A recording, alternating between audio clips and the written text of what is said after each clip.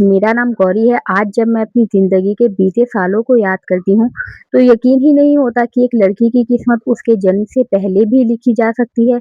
लोग कहते हैं कि शादी 2 लोगों का रिश्ता होती है, लेकिन मेरी शादी ऐसी थी, जिसमें मेरी पूरी पहचान बदल दी। मुझे विदा करते समय मेरी माँ ने सिर्फ इतना कहा था, "बेटी, चाहे जैसी भी परिस्थिति आए, अपने संस्कार कभी मत छोड़ना।"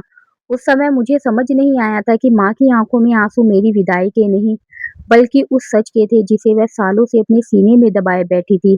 मैं पहाड़ों से घिरे एक छोटे से गांव में रहती थी।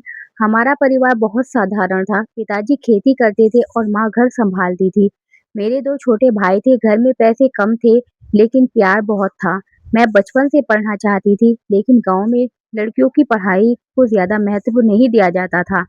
8वीं के बाद मेरी पढ़ाई छुड़वा दी गई। माँ अक्सर कहती थी, "बेटी, तेरी किस्मत में जो लिखा होगा वही मिलेगा।" मेरी उम्र 23 साल हुई तो मेरे रिश्ते आने लगे। कई लड़के वाले आए, लेकिन हर बार कोई ना कोई बात बनते-बनते बिगड़ जाती। कभी दहेज की माँग, कभी ज़मीन का झगड़ा, कभी कुंडली का बहाना। धीरे-धीरे गाँव की औरतें ताने मारने लगी, लगता है लड़की की किस्मत भारी है। मैं चुप रहती, मुझे भरोसा था कि एक दिन सब ठीक होगा। एक शाम पिताजी के साथ गाँव के मुखिया हमारे घर आए। उनके साथ 4-5 लोग और थे। उन्होंने माँ से कहा, "हम बहुत अच्छे घर का रिश्ता लेकर आए हैं। लड़की राज करेगी।" माँ के चेहरे पर मुस्कान आ गई। पिताजी ने भी राहत की सांस ली। मुखिया जी ने बताया कि रिश्ता पड़ोस के पहाड़ी गांव के सबसे सम्मानित परिवार से है। उनके पास खेत बाग और बड़ा घर था। लड़के का नाम वीर था। सब लोग उसकी बहुत तारीफ कर रहे थे। 2 दिन बाद वे लोग मुझे देखने आए। वीर शांत स्वभाव का था।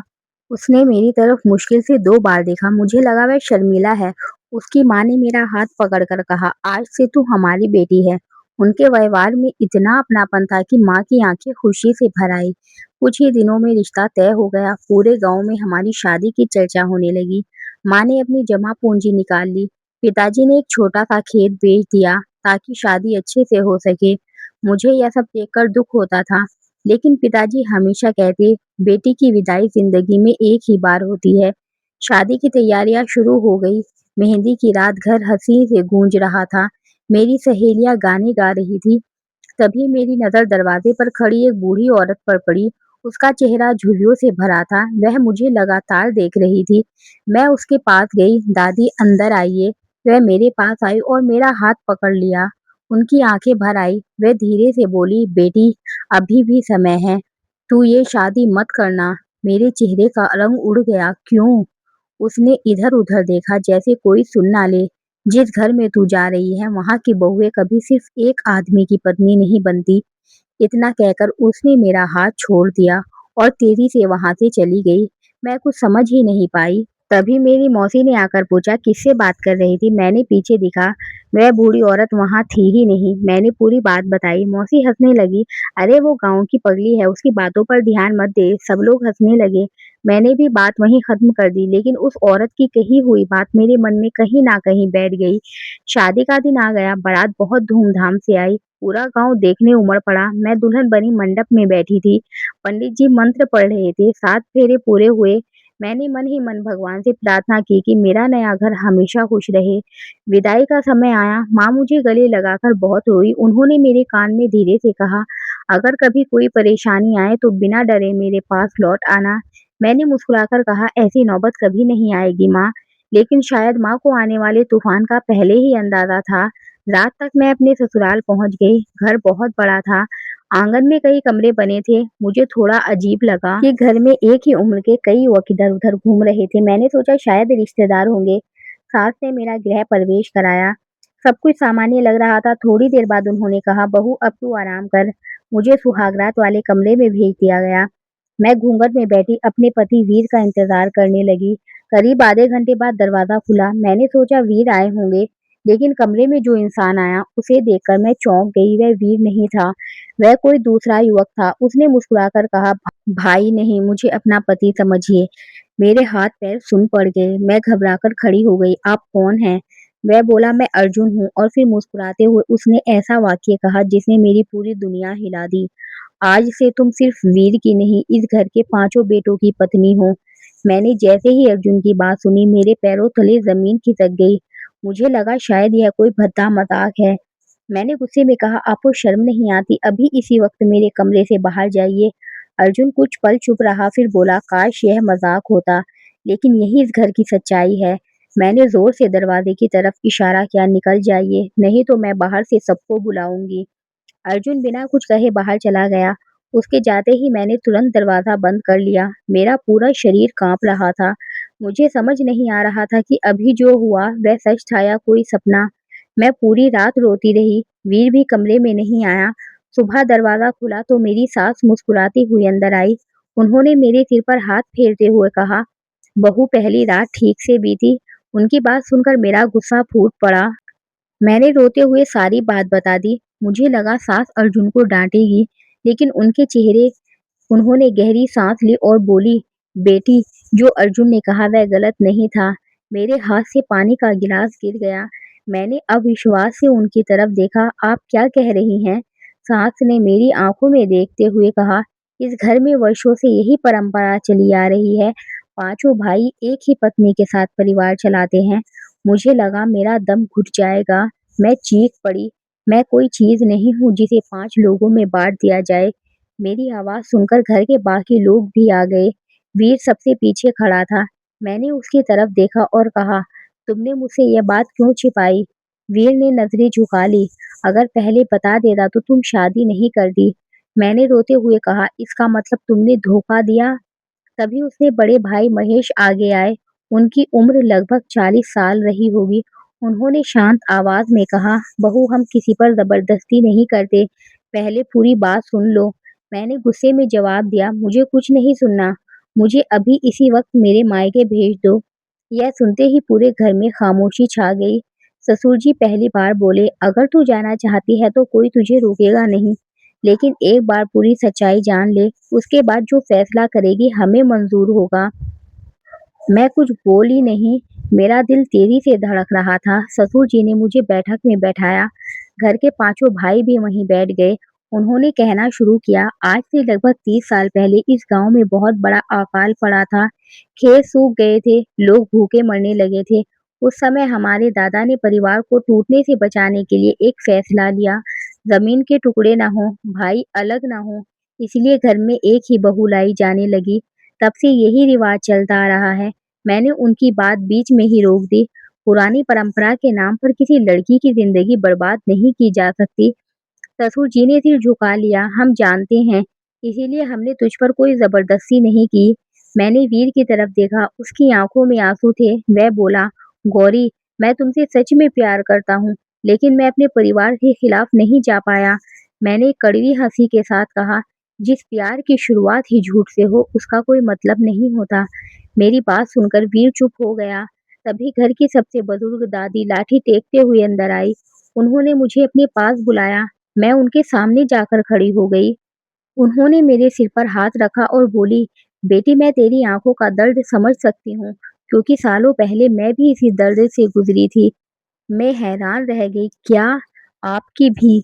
दादी की आंखें भर आई। हाँ, मैं भी कभी तेरी तरह इस घर में दुल्हन बनकर आई थी। यह सुनकर मैं कुछ पल के लिए बिल्कुल शांत हो गई। दादी आगे बोली, मैंने भी बहुत विरोध किया था, लेकिन उस समय हालात अलग थे। आज जमाना बदल चुका है।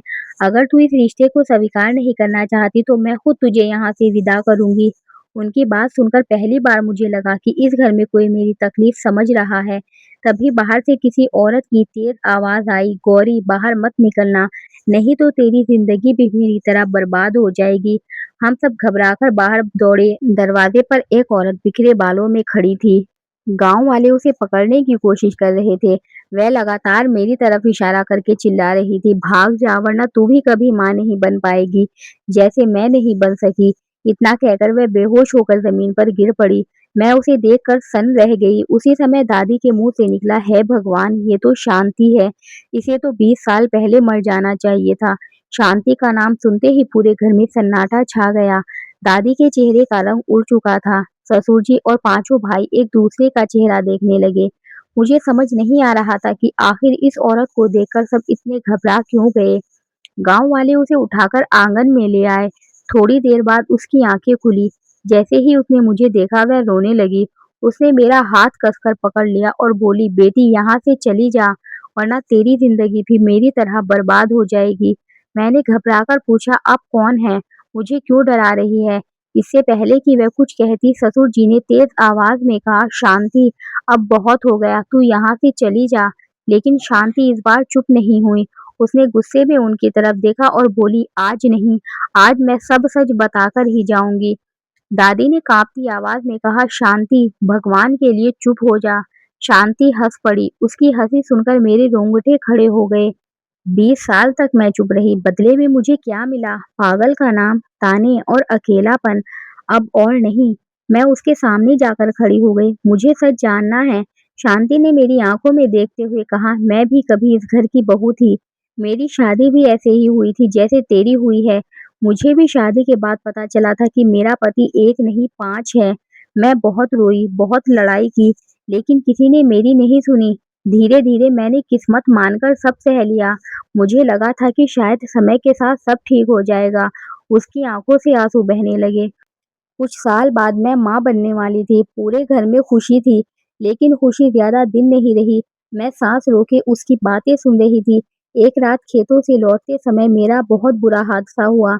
मेरा बच्चा नहीं बच पाया। डॉक्टर ने कहा कि अब मैं कभी माँ नहीं बन सकूंगी। उसके बाद इस घर में लोगों का व्यवहार बदल गया। मुझे मनहूस कहा जाने लगा। एक दिन मुझे घर से निकाल दिया गया। पूरे गांव में यह झूठ फैला दिया गया कि मैं पागल हूँ। मेरी आंखों से आंसू निकल आए। मैंने दादी की तरफ देखा। उनके चेहरे पर गहरा पछतावा था। शांति ने फिर कहा, बेटी, तू अभी भी बच सकती है। तेरी जिंदगी अभी शुरू हुई है, यहाँ मत रुक। मैं कुछ बोल पाती इससे पहले वीर आगे आया। उसने शांति के सामने हाथ जोड़ दिए। चाची, आप जो कह रही हैं उसमें बहुत कुछ सच है, लेकिन पूरी कहानी नहीं। मैं चौंक गई। चाची, वीर बोला, हाँ गौरी, शांति हमारे बड़े ताऊजी की पत्नी थी। शांति ने तुरंत कहा, और तुम्हारे ताऊजी कहाँ हैं? क्यों नहीं बताते ही थे? वीर चुप हो गया। ससुर जी ने गुस्से में कहा, बस बहुत हो गया। लेकिन इस बार मैं भी चुप नहीं रही। मैंने साफ शब्दों में कहा, आज पूरा सच जानकर ही फैसला करूंगी। घर में पहली बार किसी ने मेरी बात का विरोध नहीं किया। तभी दादी धीरे-धीरे उठी। उन्होंने अपने कमरे का एक पुराना लकड़ी का संदूक मंगवाया। संदूक पर मोटी धूल जमी हुई थी। दादी ने कांपते हाथों से उसकी चाबी निकाली। ताला खुलते ही अंदर पुराने कागज, कुछ तस्वीरें और एक लाल रंग की डायरी दिखाई दी। दादी ने डायरी मेरे हाथ में रख दी। उसमें इस घर के पिछले 50 साल का सच लिखा था। इसे पढ़ने के बाद तू जो फैसला करेगी वही होगा। मैंने कांपते हाथों से डायरी खोली। पहले ही पन्ने पर बड़े अक्षरों में लिखा था, इस घर की बहू को यह जानने का अधिकार है कि उसके पति 5 क्यों हैं और हर 5वें साल इस घर में एक मौत क्यों होती है। यह पढ़ते ही मेरा पूरा शरीर कांप उठा। मैंने घबराकर अगला पन्ना पलटा, लेकिन इससे पहले ही अचानक तेज हवा चली। कमरे की खिड़की जोर से बंद हुई और डायरी के बीच से एक पुरानी तस्वीर नीचे गिर गई। तस्वीर में 5 नहीं 6 युवक खड़े थे और उनके बीच एक दुल्हन मुस्कुरा रही थी। मैंने तस्वीर उठाई और घबराकर पूछा, अगर इस घर में 5 भाई हैं तो तस्वीर में ये छठा आदमी कौन है? मेरे इतना कहते ही दादी की आंखों से आंसू बहने लगे और उन्होंने कांपती आवाज में कहा, यही वो सच है जिसे हमने 20 साल से पूरी दुनिया से छिपा कर रखा है। अभी तक तो ये सिर्फ शुरुआत थी, असली तूफान तो अब आने वाला है। आगे की कहानी देखिए पार्ट 2 में। और आगे की कहानी देखने के लिए हमारे चैनल को सब्सक्राइब करें, वीडियो को लाइक करें और मिलते हैं इसकी आगे की कहानी के साथ।